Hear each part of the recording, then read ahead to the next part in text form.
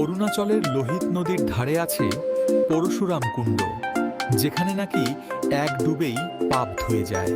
কথিত আছে পরশুরাম তার পাপ মোচনের জন্য নিজের কুঠারটি এই স্রোতস্বিনীর জলে নিক্ষেপ করেছিলেন।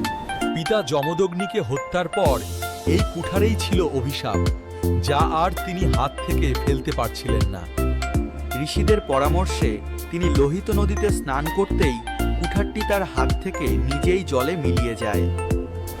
বিশ্বাস করা হয় ঠিক সেই মুহূর্তেই পরশুরামের সমস্ত পাপ ধুয়ে গিয়েছিল। আজও মকর সংক্রান্তির দিনে হাজার হাজার ভক্ত এখানে স্নান করতে আসেন পাপ মোচনের আশায়।